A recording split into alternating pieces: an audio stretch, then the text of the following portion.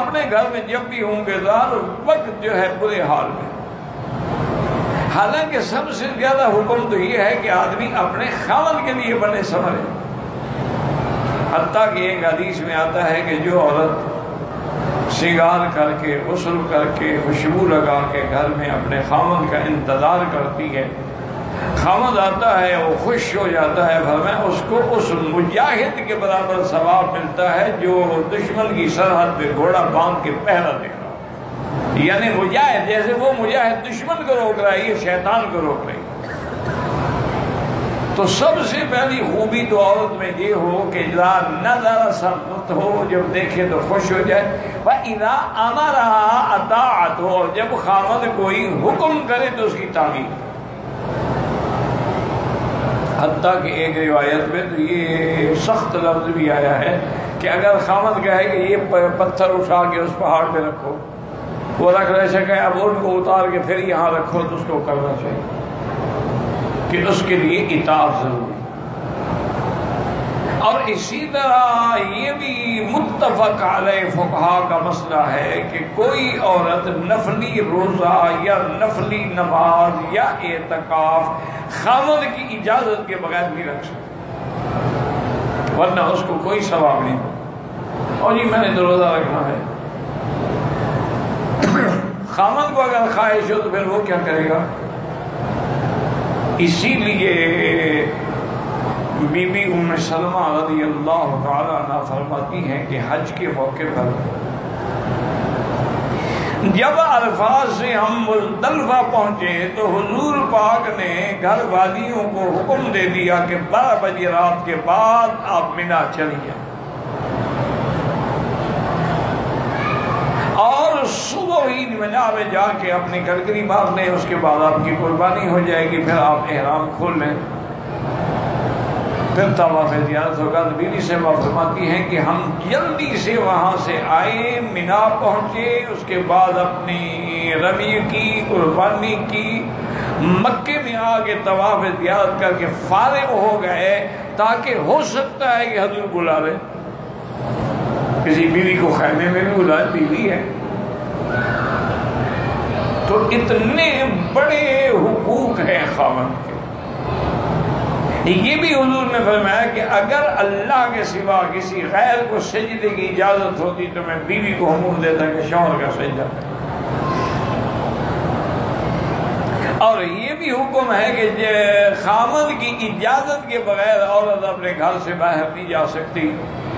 حتیٰ کہ فقہا نے لکھا ہے اس کا کوئی بھائی، کوئی عزیز، کوئی باپ بھی فوت ہو جائے، جب تک اجازت رہے وہ گھر سے نہیں نکل سکتے.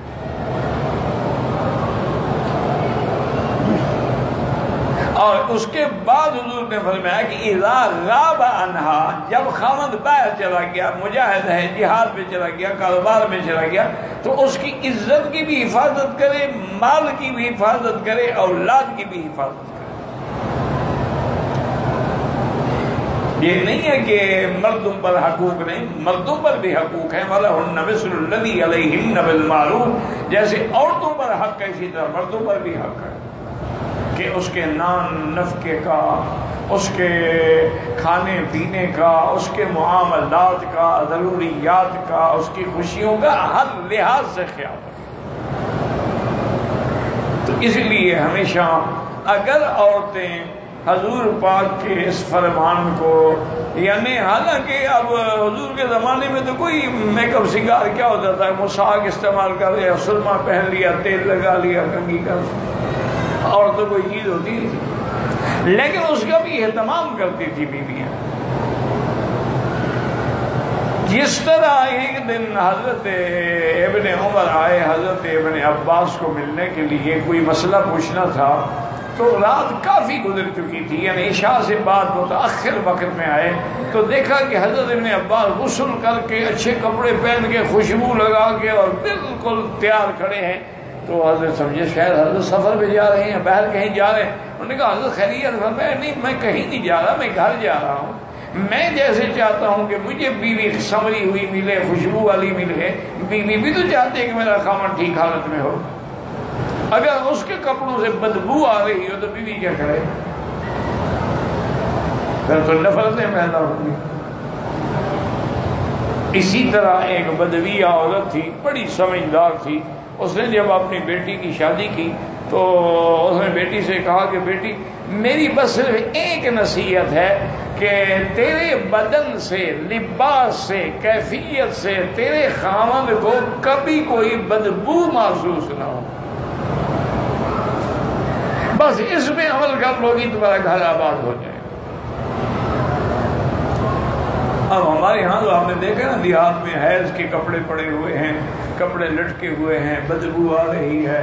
اچھا ایام حیض ہے، ایام حیض ہے جنابت کا غسل نہیں کر سکتی نا، ویسے صفائی کا غسل تو کر سکتی ہے، روزانہ چاہے کرنا چاہے، وہ تو منع نہیں ہوتا، وہ تو پاک تب ہوگی جب حیض گزر جائے گا۔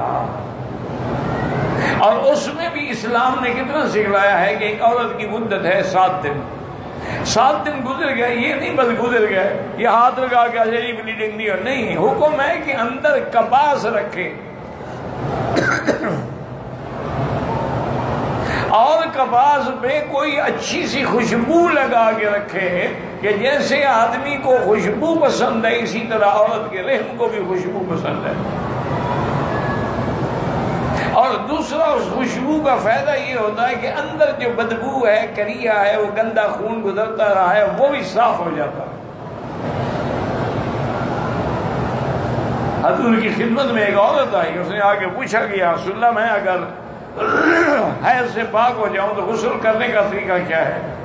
حضور نے فرمایا بیٹی پہلے تو کپاس اندر رکھو، تسلی کرو بھی خون بند ہو گیا ہے۔ اچھا وہ بیچاری کو سیدھی سادھی عورت نے کہا رسول اللہ کپاس کیسے رکھے؟ بی بی عائشہ فرماتی ہے میں نے اس کو پکڑ کے کھینچا، اللہ کی بندی مجھ سے پوچھ لو، یہ باتیں حضور سے پوچھنے کی ہے؟ اور کہا اور کس سے پوچھے؟ یہ دین نہیں ہے؟ جب دین ہے تو دین میں حیا کس بات کا ہے؟ اللہ لا یستحی من الحق، اللہ حق بیان کرنے میں استحیا نہیں فرماتے تو بندی کا کیا ہے؟ حضرت عبداللہ ابن عمر رضی اللہ عنہ کا واقعہ مبارک ہے کہ جب وہ مکے میں آئے حج کے دنوں میں، میاں بیوی دونوں اکٹھے تھے، طواف زیارت کیا، صفا مروہ دوڑے، احرام تو پہلے کھل چکا تھا۔ جب وہ واپس اپنے خیمے میں مینا میں پہنچے تو بیوی سے کہا کہ مجھے خواہش ہے، کہا اللہ کے بندے میرے بال نہیں کٹوائے۔ تو جب تک آدمی بال نہ کٹائے وہ تو احرام سے نکلتا نہیں، میں تیری خواہش کیسے پوری کروں؟ حضرت عبداللہ فرماتے ہیں میں نے کہا ادھر قریب ہوگی تو اس کے بال آخر میں نے دانتوں سے پکڑ کے کاٹ دی۔ میں نے کہا اب تو کٹ گئے؟ میں نے کہا ہم تو کٹ گئے۔ وجہ کیا ہے کہ ان لوگوں کو حلال میں شرم نہیں تھا، ہمیں حرام میں شرم نہیں۔